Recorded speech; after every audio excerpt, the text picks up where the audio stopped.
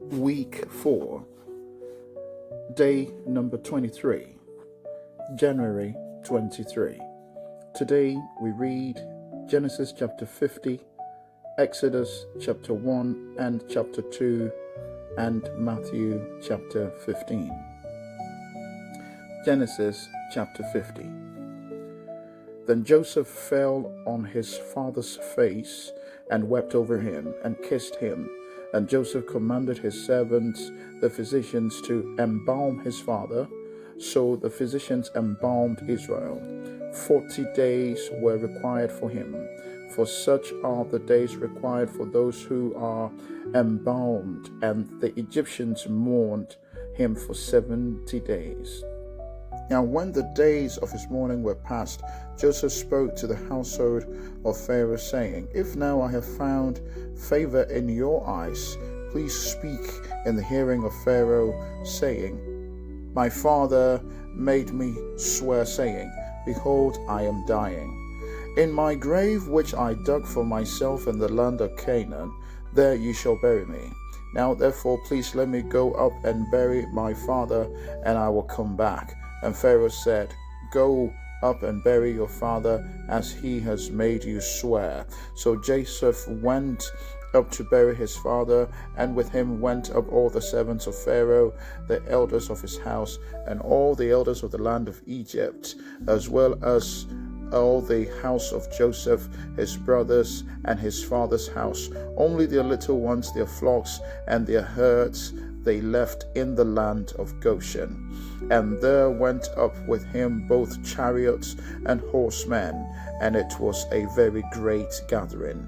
Then they came to the threshing floor of Atad, which is beyond the Jordan, and they mourned there with a great and very solemn lamentation. He observed 7 days of mourning for his father. And when the inhabitants of the land, the Canaanites, saw the mourning at the threshing floor of Atad, they said, This is a deep mourning of the Egyptians. Therefore its name was called Abel Mizraim, which is beyond the Jordan. So his sons did for him just as he had commanded them. For his sons carried him to the land of Canaan and buried him in the cave of the field of Machpelah before Mamre, which Abraham bought with the field from Ephron the Hittite as property for a burial place. And after he had buried his father, Joseph returned to Egypt, and he and his brothers and all who went up with him to bury his father. Joseph reassures his brothers. When Joseph's brothers saw that their father was dead, they said, Perhaps Joseph will hate us and may actually repay us for the evil which we did to him. So they sent messengers to Joseph, saying, Before your father died, he commanded, saying, Thus you shall say to Joseph, I beg you, please forgive the trespass of your brothers and their sin, for they did evil to you. Now please forgive the trespass of the servants of the God of your father. And Joseph wept when they spoke to him. Then his brothers also went and fell down before his face, and they said, Behold, we are your servants. Joseph said to them, Do not be afraid, for am I in the place of God? But as for you, you meant evil against me, but God meant it for good, in order to bring it about as it is this day, to save many people alive. Now therefore do not be afraid. I will provide for you and your little ones. And he comforted them and spoke kindly to them. Death of Joseph. So Joseph dwelt in Egypt, he and his father's household. And Joseph lived 110 years. Joseph saw Ephraim's children to the third generation. The children of Machir, the son of Manasseh, were also brought up on Joseph's knees. And Joseph said to his brethren, I am dying, but God will surely visit you and bring you out of this land to the land of which he swore to Abraham, to Isaac, and to Jacob. Then Joseph took an oath from the children of Israel, saying, God will surely visit you, and you shall carry up my bones from here. So Joseph died, being 110 years old, and they embalmed him, and he was put in a coffin in Egypt. The book of Exodus, chapter 1. Israel's suffering in Egypt. Now these are the names of the children of Israel who came to Egypt. Each man and his household came with Jacob: Reuben, Simeon, Levi, and Judah, Issachar, Zebulun, and Benjamin, Dan, Naphtali, Gad, and Asher. All those who were descendants of Jacob were 70 persons. For Joseph was in Egypt already, and Joseph died, all his brothers, and all that generation. But the children of Israel were fruitful and increased abundantly, multiplied and grew exceedingly mighty, and the land was filled with them. Now there arose a new king over Egypt, who did not know Joseph. And he said to his people, Look, the people of the children of Israel are more and mightier than we. Come, let us deal shrewdly with them, lest they multiply, and it happen in the event of war that they also join our enemies and fight against us, and so go up out of the land. Therefore they set taskmasters over them to afflict them with their burdens. And they built for Pharaoh supply cities, Pithom and Ramses. But the more they afflicted them, the more they multiplied and grew, and they were in dread of the children of Israel. So the Egyptians made the children of Israel serve with rigor, and they made their lives bitter with hard bondage, in mortar, in brick, and in all manner of service in the field. All their service in which they made them serve was with rigor. Then the king of Egypt spoke to the Hebrew midwives, of whom the name of one was Shiphrah, and the name of the other was Puah. And he said, When you do the duties of a midwife for the Hebrew women, and see them on their birth stools, if it is a son, then you shall kill him. But if it is a daughter, then she shall live.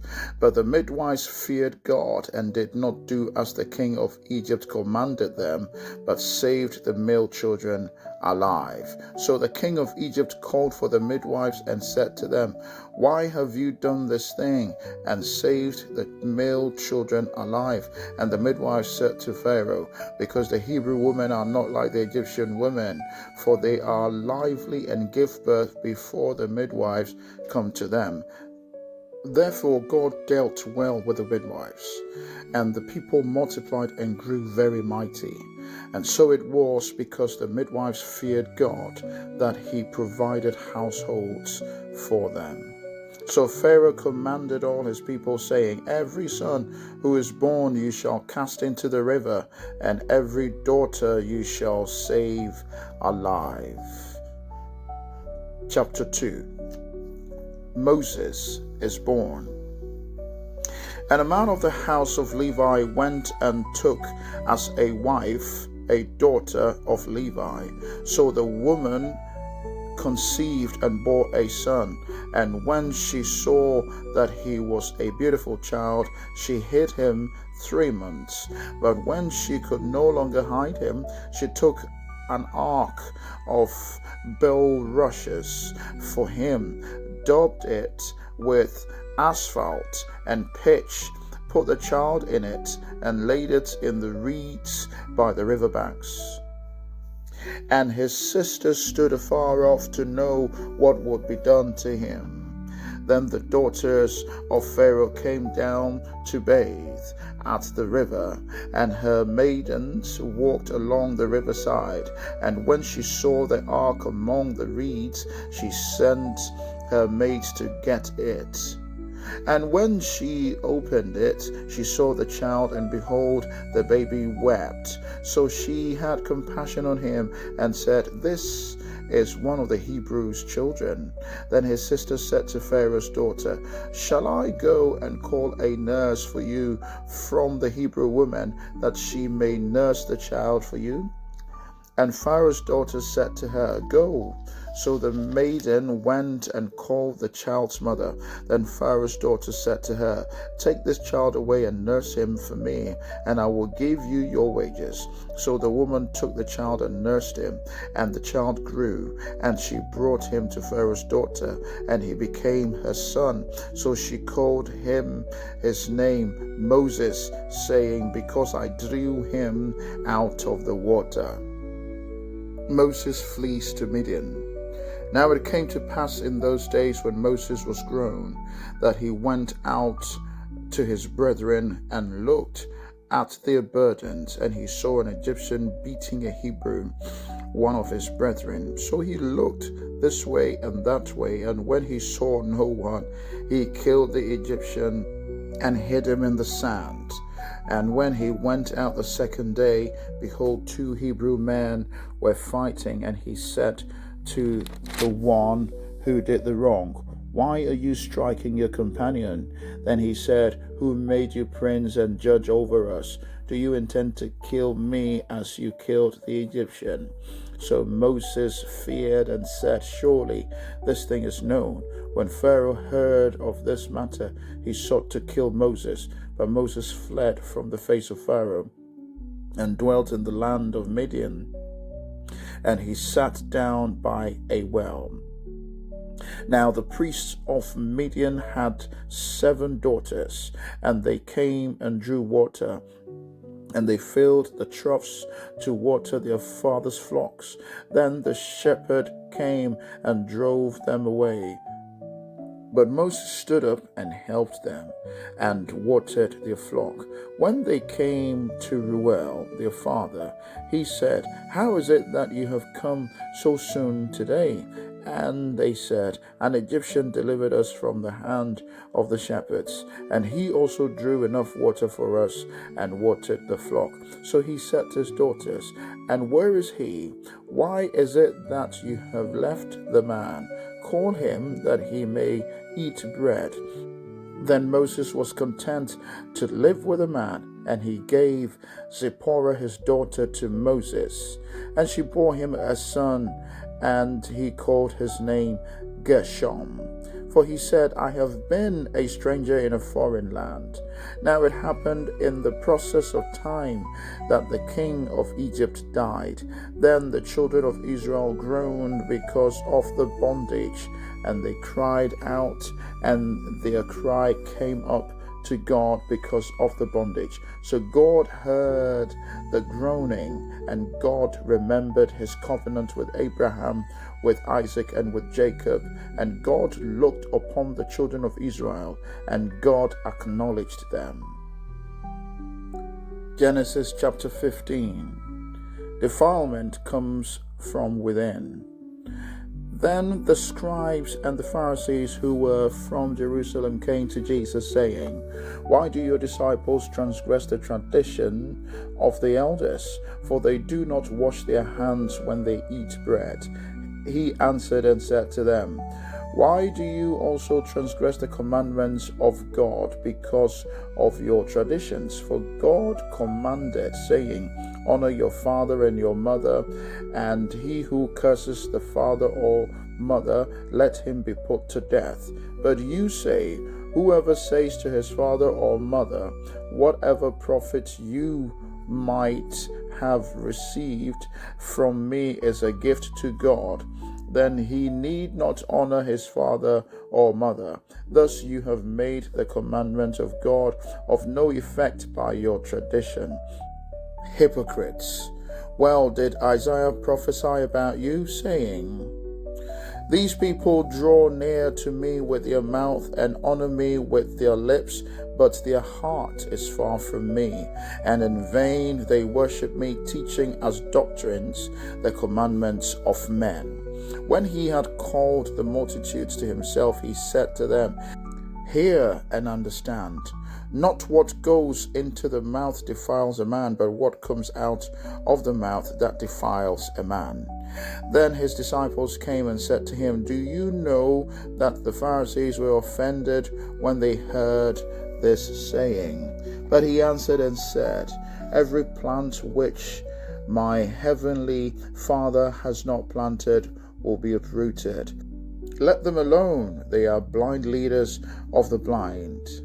And if the blind leads the blind, both will fall into a ditch. Then Peter answered and said to him, Explain this parable to us. So Jesus said, Are you still without understanding? Do you not yet understand that whatever enters the mouth goes into the stomach and is eliminated? But those things which proceed out of the mouth, which comes from the heart, and they defile a man. For out of the heart proceeds evil thoughts, murders, adulteries, fornications, theft, false witness, blasphemies. These are the things which defile a man. But to eat with unwashed hands does not defile a man. A Gentile shows her faith. Then Jesus went out from there and departed to the region of Tyre and Sidon. And behold, a woman of Canaan came from that region and cried out to him, saying, Have mercy on me, O Lord, Son of David. My daughter is very severely demon-possessed. But he answered her not a word. And his disciples came and urged him, saying, Send her away, for she cries out after us. But he answered and said, I was not sent except to the lost sheep of the house of Israel. Then she came and worshipped him, saying, Lord, help me. But he answered and said, It is not good to take the children's bread and throw it to the little dogs. And she said, Yes, Lord, yet even the little dogs eat the crumbs which fall from their master's table. Then Jesus answered and said to her, O woman, great is your faith. Let it be to you as you desire. And her daughter was healed from that very hour. Jesus heals great multitudes. Jesus departed from there, skirted the Sea of Galilee, and went up on the mountain and sat down there. Then great multitudes came to him, having with them the lame, blind, mute, maimed, and many others. And they laid them down at Jesus' feet, and he healed them. So the multitudes marveled when they saw the mute speaking, the maimed made whole, the lame walking, and the blind seeing, and they glorified the God of Israel. Feeding the 4,000. Now Jesus called his disciples to himself and said, I have compassion on the multitude, because they have now continued with me 3 days and have nothing to eat. And I do not want to send them away hungry, lest they faint on the way. Then his disciples said to him, Where could we get enough bread in the wilderness to fill such a great multitude? Jesus said to them, How many loaves do you have? And they said, 7, and a few little fish. So he commanded the multitudes to sit down on the ground, and he took the 7 loaves and the fish, and gave thanks, broke them, and gave them to his disciples, and the disciples gave to the multitude. So they all ate and were filled. And they took up 7 large baskets full of fragments that were left. Now those who ate were 4,000 men, besides women and children.